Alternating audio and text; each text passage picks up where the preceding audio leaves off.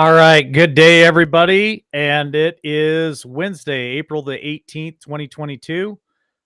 Today's headline hits brought to you by that Patriot company out there that's fighting to put America first.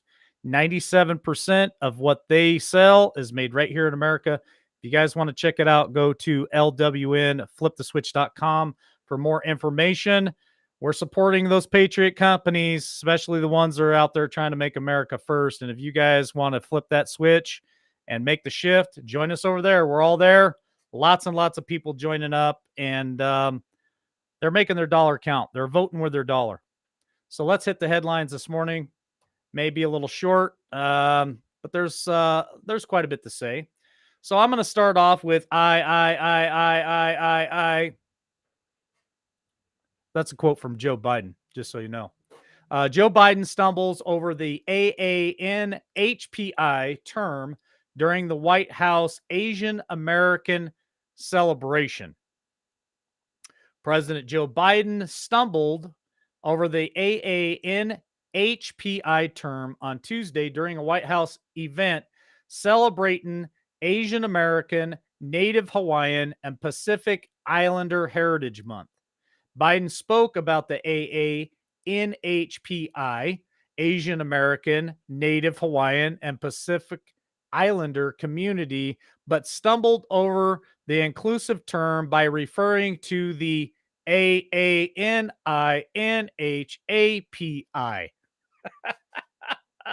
community in the United States, even though he was reading from a teleprompter.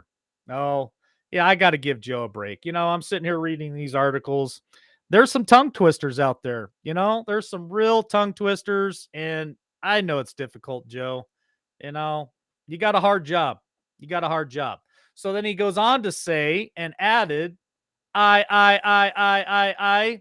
and the crowd chuckled. They thought that was pretty funny.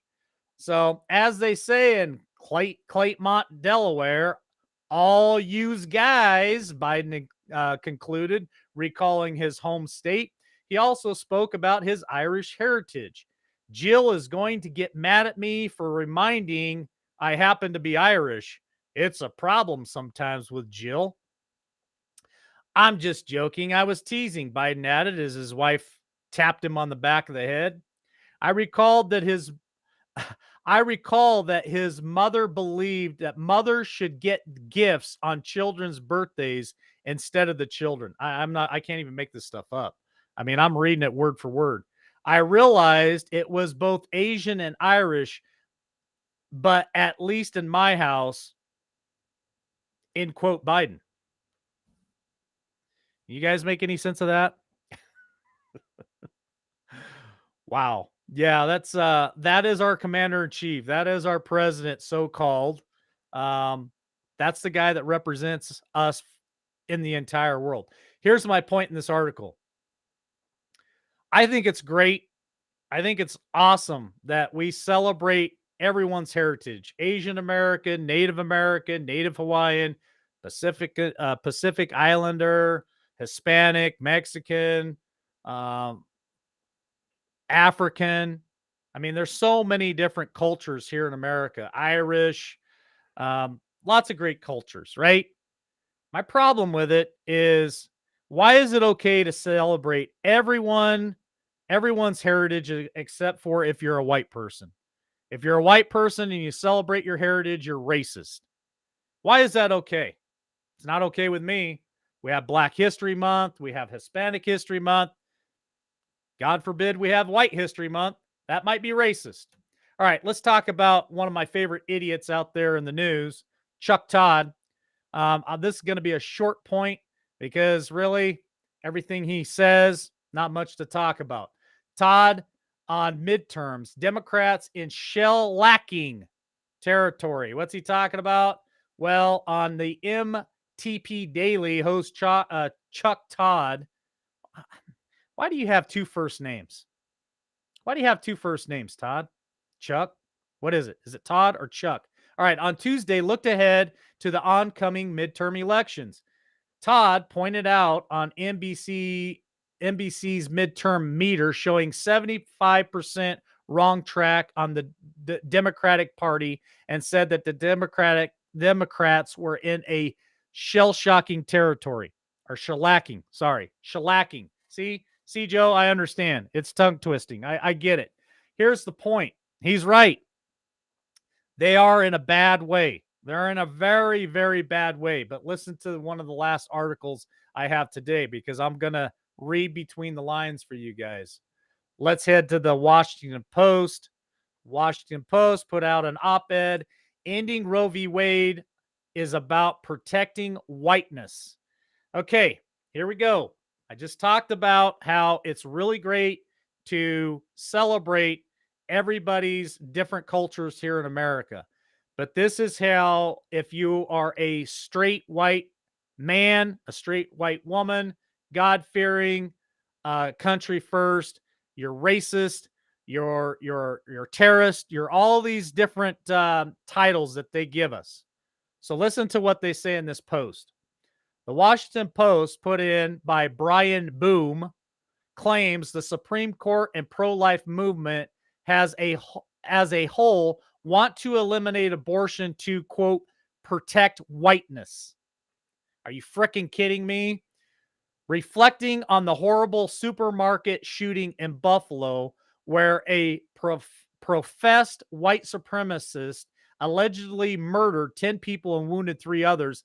11 of the victims were black. Boom repeated that the Democrat Party talking points that Fox News host Tucker Carlson was to blame for allegedly spreading the white replacement theory. According to Boom, belief in this conspiracy theory has fueled the pro-life movement to protect white babies, even though the data shows that black babies are being aborted at a disproportionate rate. Okay, I'm going to stop right there. I got to make some points for you guys right now. For one, I agree with the statement that black babies are definitely probably being aborted at a more alarming rate than white babies. But think for just 1 minute. Why is that? That's because Planned Parenthood has established abortion clinics all over black communities. So let's go a step further. Who supports Planned Parenthood? Is it the conservative movement? Is it Republicans? Is it Christians? Is it patriots? Are the patriots out there supporting Planned Parenthood? Or is it the patriot movement? Is it the Christian movement? Is it the conservative movement that is out there rallying and crying and trying to protect babies all over the United States? Who is connected and who supports Planned Parenthood? It's the Democrat Party. It's the party of murder. But yet this SOB comes in and writes a post and tries to spin it again, putting it back on us. Guess what? LW, not allowed to allow you to spin this narrative and try to put it on us. It's not ours. It's yours. The same sort of thinking about race and birth rates, demonics in the conservative Supreme Court. So basically, it goes on to say that all we care about saving is white babies. All right. That's all this article is talking about. And it's a bunch of hogwash. I just made those data points for you guys. If you don't believe me, do your own research. All right. Democrats devouring their own, eating their own. Check this out. This is very interesting. Wrong side of history. You guys know her, J.K. Rowling, the author for Harry Potter. Blast pro-trans Antifa after feminists attacked at a suffrage statue. Suffrage. Harry Potter author J.K. Rowling has argued that the pro-transgender Antifa assault on a feminist campaigner demonstrates that the far left is on the wrong side of history. Now, don't you find it strange that the Democrat Party is the party of transgenders? They want to groom our children. They want to encourage our children to talk about sexual things at ages as young as 5. These teachers go in there and really groom our kids, indoctrinate our kids.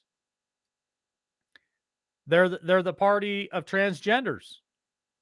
And now their military arm, Antifa, is now attacking them, assaulting them. They're eating their own. They don't know who to attack anymore. They're just attacking everybody. Let's just attack everybody. I guess this lady took a pretty good beating. I'm not going to read any further. If you guys want to catch the article, you can. And Breitbart, it's out there. It's just a matter of time, folks. It's a matter of time before they implode on themselves. You wait until November of this year when this red wave comes in and just drowns the entire nation. These people are going to get crazy and chaotic, and it's going to be something to see. And I just hope to God that the military is going to step in and do something about it this time, because I'm sorry, we can't, as Americans, allow these pretenders to come in and burn our cities to ground any longer. Enough's enough. All right, last article of the day. I'm going to read between the lines for you guys, so pay attention to what I'm about to tell you. Carville. Hypersonic weird. Republican Party has to be stopped. Now listen to what I'm about to tell you. This is in Breitbart if you want to catch this article.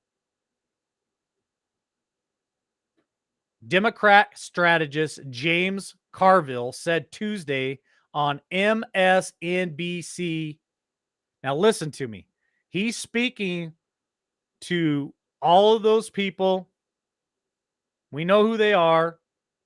Everybody who still believes in all the nonsense, everybody who believes 2020 was fair. He's speaking to all these people. He's speaking to the people who also did something about 2020 to make it slide a certain way. Listen to what I'm about to say. Carville said, my thoughts go back to less than a month ago when I was on the show and we talked about how weird the Republican Party has become. We're weird. We're the weird party. It's now hypersonic weird. And I want to make another data point here.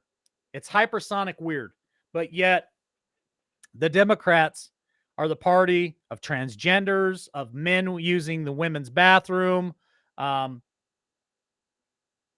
post-birth abortion. I mean, I could go on and on and on the list that the Democrat Party supports, pushes, and yet we're the weird party. We're hypersonic weird. All right, let's read a little bit further, because that's not the major point that I want to make. We've gone through this horrific leak of the Supreme Court decision. We've actually seen over 25% of the House Republican caucus side with hostile foreign power, namely Russia, against Ukraine. Really? The Democrat Party is the party that has sided with hostile foreign powers. How about the Democrat Party that sides with China? How about the Democrat Party and the Democrat White House right now that is in the process of cutting out the Chinese tariffs? But we're the party that sides with hostile foreign powers? Let's read a little further. We've seen the replacement theory, which you know as well as anybody that this is the horrific anti-Semitic racist thing that has been around historically forever, come to its invaluable fruition and will continue to do so. Here we go. We are anti-Semitic. We're racist. It's the same crap, just another day. But let me get to the point. He added, we're in very, very, very difficult time with a majority, with a major American political party that has just become hypersonic weird, and it has to be stopped. Let me reread that. It's in a very, very difficult time with a major American political party that has just become hypersonic weird. And here is the final part of that sentence: it has to be stopped. The only way to stop this is, keyword, here we go, ballot box. Read between the lines. You guys know where I'm heading. You're going to you're not going to stop it by going and wasting your time demonstrating in front of Justice Kavanaugh or Senator Collins' house. This is how we stop it. This is how we stop the Republican Party. Listen to what he tells them to do.